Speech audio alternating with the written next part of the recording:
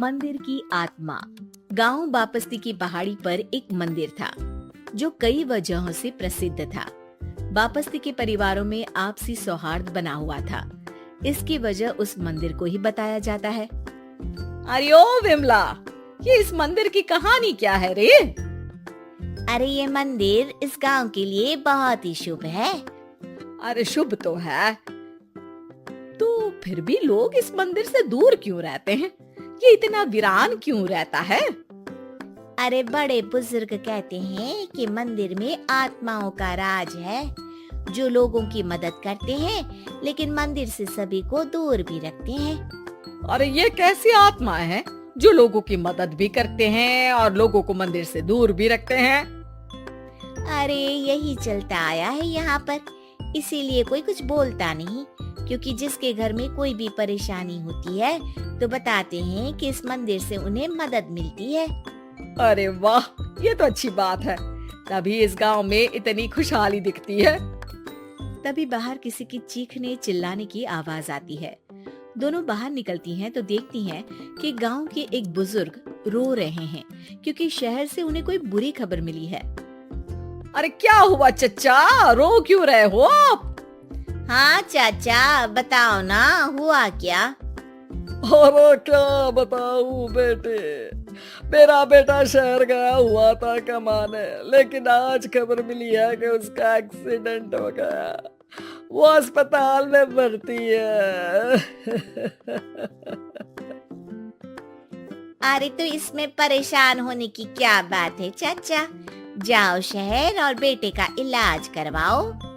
हाँ चाचा, विमला सही कह रही है, आप शहर जाओ और इलाज करवाओ। अरे कैसे इलाज करवाऊं, अभी पैसे नहीं है और शहर के अस्पतालों में इलाज का खर्चा लाखों में आता है। अरे चाचा, भगवान पर भरोसा रखो, कहीं ना कहीं से मदद जरूर मिल जाएगी। बस आज का दिन कैसे भी काट लो। अरे अब तो बेटा थोड़ा समय काटना भी मुश्किल होता जा रहा है। देख कमला, तू ही समझा चाचा को। अरे पैसों का कहीं ना कहीं से इंतजाम तो जरूर हो जाएगा। अरे चच्चा, जब विमला कह रही है तो थोड़ा उस पर भी भरोसा रखो। चलो आपको घर छोड़कर आ जाती हूँ। उसके बाद कमला उन बुजुर्ग को लेकर चली जाती है और विमला मंदिर की ओर चली जाती है। विमला मंदिर की सीढ़ियों पर चढ़ते हुए दूर से नजर आती है। उसके बाद वो आंखों से ओझल हो जाती है। उसी रात उस बुजुर्ग के घर के बाहर एक थैला रखा हुआ मिला। बुजुर्ग उस थैले को देखते ही चौंक पड़ा, क्योंकि उसमें 5 लाख रुपए रखे हुए थे। वो बुजुर्ग सुबह दौड़ा दौड़ा गांव के दूसरे बुजुर्गों के पास गया। अरे मंगल भाई सुनो, मेरे घर के बाहर ये पैसों से भरा बैग रखा हुआ मिला है। अरे किसका है ये भाई? अरे भैया, मुझे क्या पता। तभी उधर से कमला और विमला निकलती हैं। अरे बेटा सुन तो, देख ये क्या रखा हुआ था मेरे घर के सामने। कमला और विमला हैरानी से देखती हैं।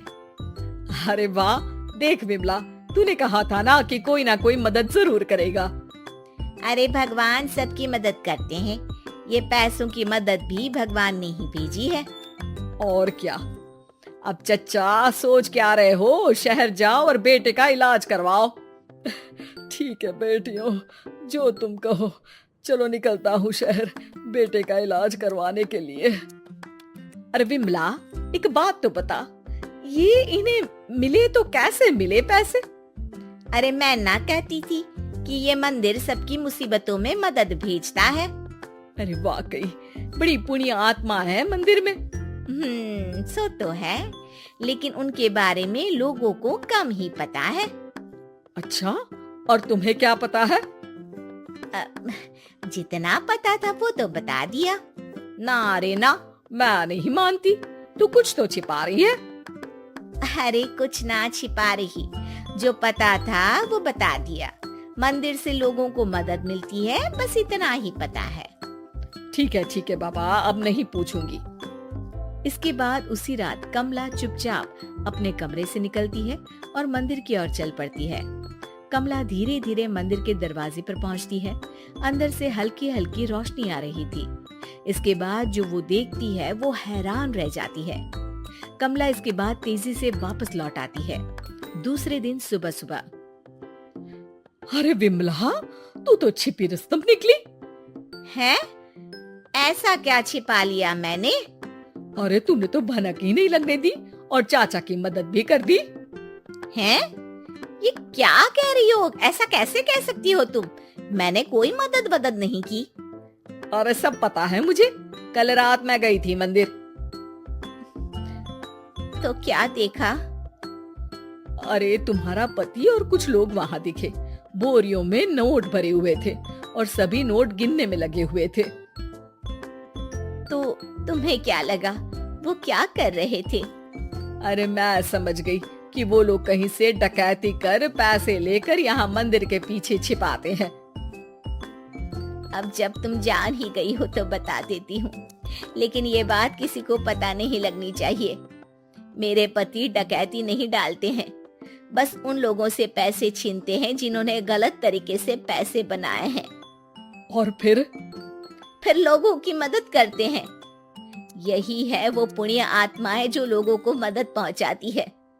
अब समझी? हाँ, अब समझी उन पुण्य आत्माओं का चक्कर। सही है। करते रहो मदद, लेकिन सावधानी से, मेरी तरह कोई और ना पहुंच जाए।